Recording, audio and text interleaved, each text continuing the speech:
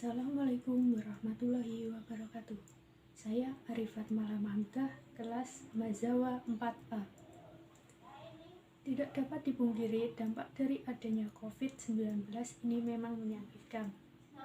Banyak perusahaan yang tidak bisa menjalankan usahanya seperti biasa, sehingga menyebabkan perusahaan mengalami penurunan pendapatan secara drastis. Dengan adanya hal tersebut, membuat perusahaan harus berpikir agar perusahaannya dapat bertahan di kondisi saat ini. Sebaiknya pelaku usaha tetap tenang saat menghadapi pandemi, sehingga dapat mengambil langkah yang tepat untuk usahanya tersebut.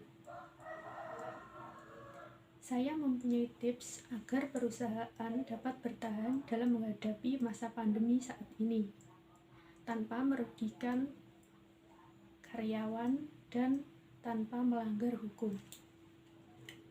Yang pertama, yaitu perusahaan harus bersikap jujur, transparan kepada karyawan terkait kondisi yang dialaminya. Dengan begitu, perusahaan dapat merundingkan langkah apa yang terbaik bagi karyawan dan perusahaannya. 2. Perusahaan perlu memikirkan strategi bisnisnya lagi.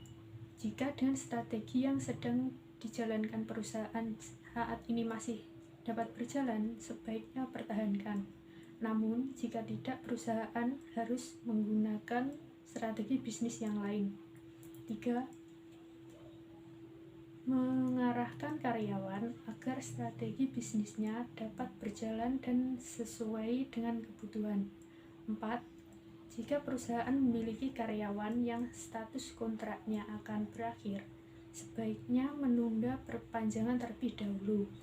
5. Perusahaan yang mengalami cash flow yang menyulitkan, maka perusahaan dapat melakukan negosiasi dengan karyawan melalui bipartite. 6.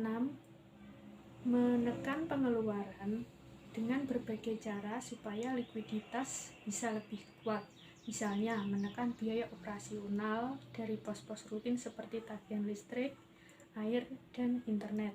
Demikian cara yang dapat dilakukan agar perusahaan dapat bertahan dalam menghadapi masa pandemi saat ini. Terima kasih. Wassalamualaikum warahmatullahi wabarakatuh.